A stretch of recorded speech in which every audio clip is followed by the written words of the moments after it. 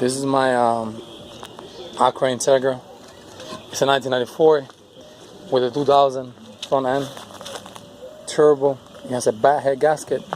It's leaking gases from cylinder number 2. Remember, this is how it goes. 1, the closest to the timing belt or the cam gears is number 1. This is number 1, number 2, number 3, and number 4. And well, there you can see the turbo. There's some of the stuff out.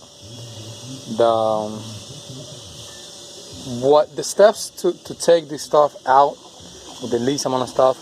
Step number 1, put the engine in top dead center. It has a mark right here. You see that mark over there? I don't know if you can see it on the video.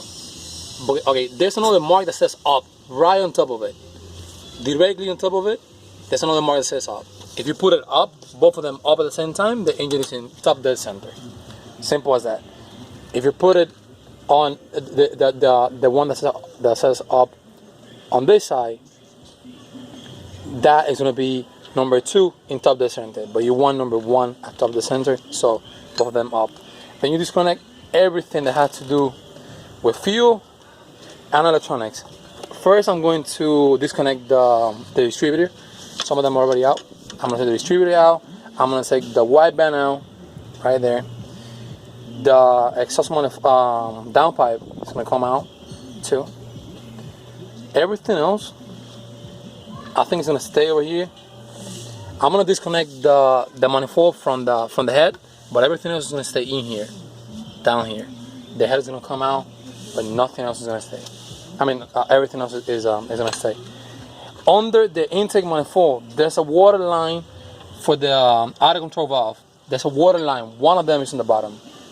You need to disconnect that one. I don't know if you can see it from here, but I'm 100% sure that it's right there. And after disconnect the water line from there, it's gonna leak a little bit. Once you're gonna have the distributor out. If you take that big bowl, that one out, you can't see it that well.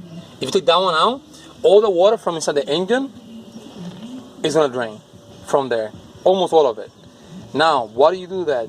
Because if you don't take the water out, for example, you can drain the radiator from the plug on the bottom of the radiator, but the engine still is gonna stay full of water. Once you take that bolt out, it's gonna drain all the water out. And when you take the head gasket out, you don't need to change the oil. The oil can stay inside the engine with no problems of getting wet.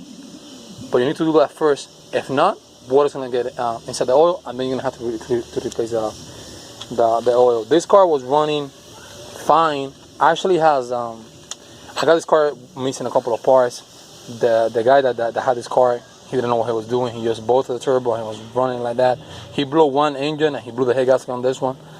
This is the second engine. It's also leaking from the intake manifold gasket, and it's leaking from the throttle body too. So the idle is super high.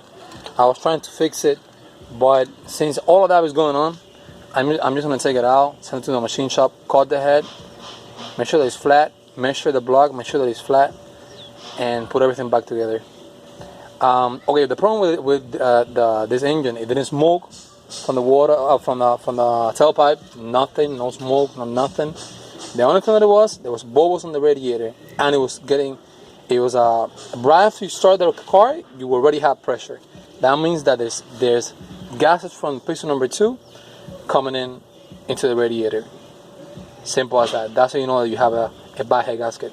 So when you go buy a car, make sure that the car needs to be cold. You open the radiator, you start the car, and then you open the radiator cap. If you see bubbles over there, that either number 1 means that it has a leak and it's sucking in air somewhere and putting it out through here, or that you have a bad head gasket. Even though it's not mixing oil and water, there's a need to do it, but that I'm 100% sure that it has a bad head gasket. Now, how I was 100% sure? I mean, I had done this before, but how I was 100% sure? Simple. You take a leak down test, and you connect the compressor, the air compressor, and with the leak down test in each piston. The way to do it, you put the engine in top dead center. Remember, the marks pointing up, and you do cylinder number 1.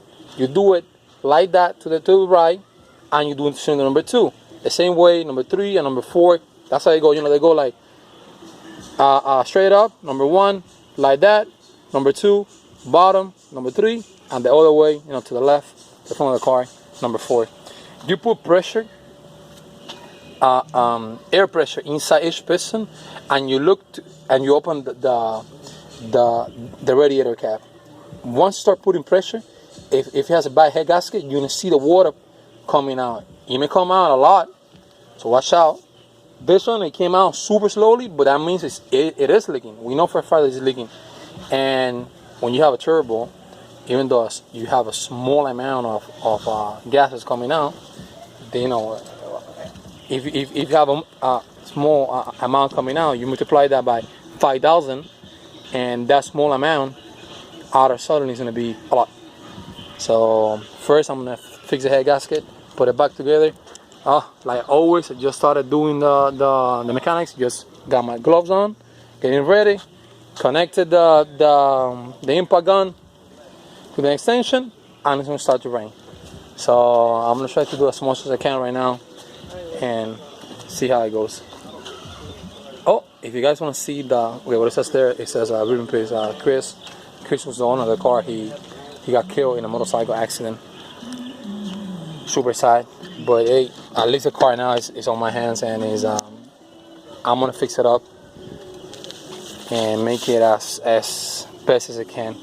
If you guys want to know what seats does this Integra has, it has Hyundai Hennessy seats, and they fit 100%, and they feel super good, super good. You don't need to pay $300 for those X1000 seats. These are good enough. They feel super good.